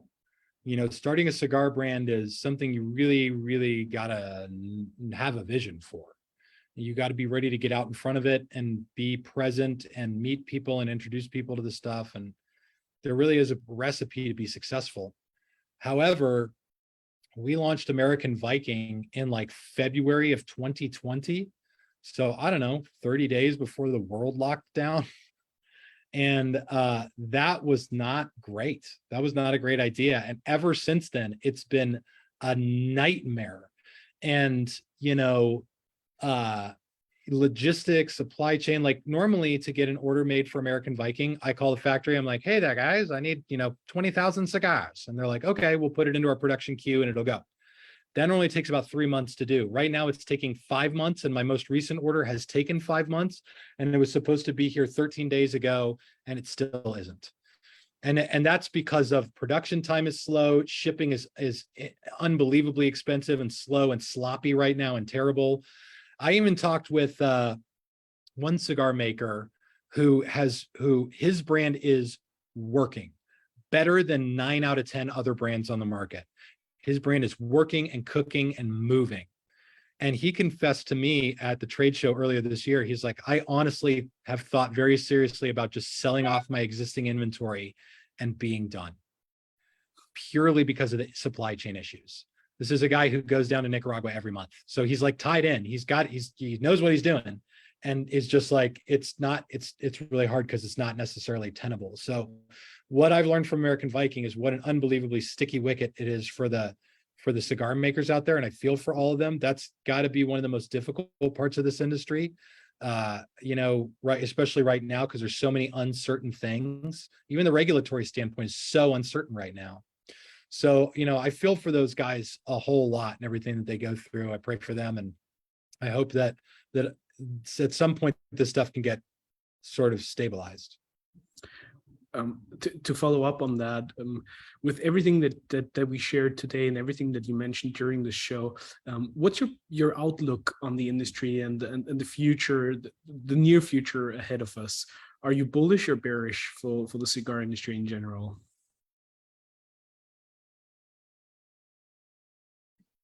So I think that what do they say? The bull charges up the stairs and the bear jumps out the window. I think we're in a bull place for cigars right now. You know, there's a lot of really serious question marks in the mind of the consumer right now, and that makes it really hard. The consumer is not certain about what's going to happen in their lives, and that goes for, I think, probably America and absolutely everywhere else. There's inflation is pretty much out of hand everywhere. People are not sure whether we're at the beginning of World War III or not. Some people think we are, some people think we're about to be, but almost nobody thinks that we're just going to skate through this. So as economically, from a larger economic standpoint, there's a lot of uncertainty that should make any market look more bare. But I think that the Judge Mehta's ruling about the FDA's regulations being capricious and all that stuff that they talked about, that breathed new life into cigar makers. And the one thing that it did do is it took away all the uncertainty about everything that cigar makers thought was going to be under attack, which was how many cigars come in the box, the packaging on the outside of the box, warning labels to a degree, the ability to put out a new brand, the ability to rebrand your cigars, and everything like that. Like all of those things were things that the FDA really wanted to mess with to a degree that it would be so expensive. I'll tell you guys this. This will be my last thing, unless you have another question. In the Prohibition era, our government learned a fundamental rule about governing, and it's that you can't just outlaw something, or else you just create an illegal market for it. Outlawing a thing means people will figure out how to do it illegally. So don't outlaw things anymore. They're not doing that anymore. Instead, just regulate it to death. Just make it so expensive, so impractical to do that people will just stop doing it. That's the reason that you see things like, oh, we want to put a serial number on every bullet that's made. Like, okay, yeah, let's go do that right now. Let's go put a serial number on every single bullet. What the hell is that going to do? You know, let's track every purchase of ammunition. Let's outlaw purchasing ammunition online. Talking just about guns. Doing all of these things is going to make it so expensive to produce ammo and so impractical, not only to produce it, but to just buy it, that people will just be like, God, that's more trouble than it's worth. I'm not even going to do it. And that is the prevailing strategy for so many different industries out there. And so I think it feels bullish right now because cigar makers can do what they've been doing. They can make cigars, they can express themselves, they can create new blends, they can put them out there and people can get them. But again, there's just all these other things, you know, bills that can come up, regulations online about even talking about cigars. Some platforms won't even let you puff off a cigar and blow out the smoke, otherwise they'll delete your video. So stuff like that should cause pretty serious concern. But I think right now the general feeling in the industry is that we dodged another bullet, which is what being in cigars is about, by the way. It's about, hey, we lived through this day. You guys see that meme online with the dude with the noose around his neck? And he's turned to the guy and he's like, first time? Like, that's everybody in the cigar industry about everything that could come up. We're like, oh, is this your first time being threatened by the government? No, like, we get that regularly. Tim, it's been an incredible show, and I'm so grateful that you took the time and joined us here today. Thank you so much for everything that you shared with us, for everything that you do with Cigars Daily. Keep it up, and many thanks for being here with us today at the Light 'em Up Lounge. Greatly appreciated. And thank you. This is some of the most fun I've ever had doing one of these guys. Thank you so much. Your questions are outstanding. Thank you so much. Thank you very much. Reinhard. All the very best to you. Continued success, and hopefully we'll have the pleasure and privilege of enjoying a cigar together soon in person. That sounds great, brother. Sounds good. All the very best. Take care take care of yourself, guys, and we'll see you again next week here, next Wednesday. Light 'em up, and again, Tim Swanson. Thank you from heart. Keep it up. Bye bye. Thanks, guys. Have a good day. Thank you, guys.